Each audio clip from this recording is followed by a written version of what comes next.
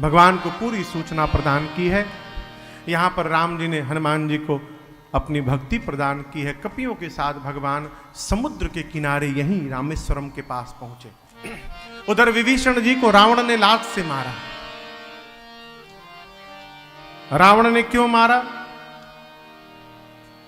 देखिए, विभीषण जी और रावण में बड़ा प्रेम था, दोनों भाई थे। रावण ने ही विभीषण जी के लिए मंदिर बनवाया था। कहा कि तुम भगत हो, अपने इस मंदिर में ही पूजा पाठ करना, बाहर कुछ नहीं करोगे तुम। रावण जब युद्ध करने जाता था तो विभीषण वहां की सत्ता संभालते थे लंका की। कहे तो वाइस प्रेसिडेंट थे लंका के विभीषण जी महाराज। रावण सोचा मेरा भाई भगवान का भक्त है, मेरे साथ रहेगा तो ये भी मर जाएगा, और यदि भगवान के पास चला जाएगा तो कम से कम मेरे मरने के बाद लंका को विभीषण जैसा साधु राजा तो प्राप्त हो जाएगा। लेकिन रावण जानता है कि विभीषण जाने वाले नहीं रावण को छोड़ के। फिर रावण ने निर्णय किया मन में कि मैं भरी सभा में विभीषण का अपमान करूंगा, अपमानित होगा तो मुझे छोड़ के भगवान के पास चला जाएगा और बच जाएगा।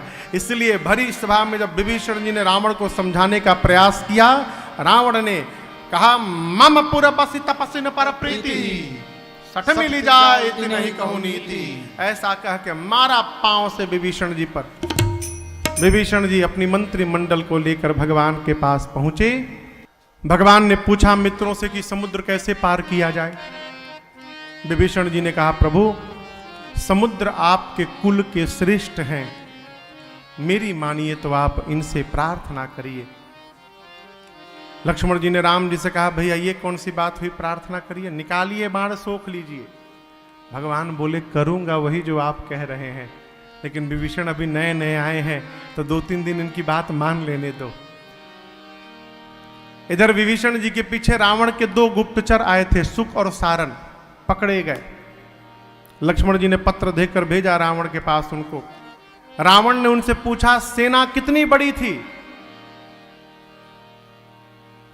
सुख सारन बोले 18 पद्म केवल सेनापति हैं। अब एक सेनापति के नीचे 1100 लड़ने वाले सिपाही, अब गुणा लगाइए कितनी बड़ी सेना थी। तो सुख सारन ऐसा क्यों बोले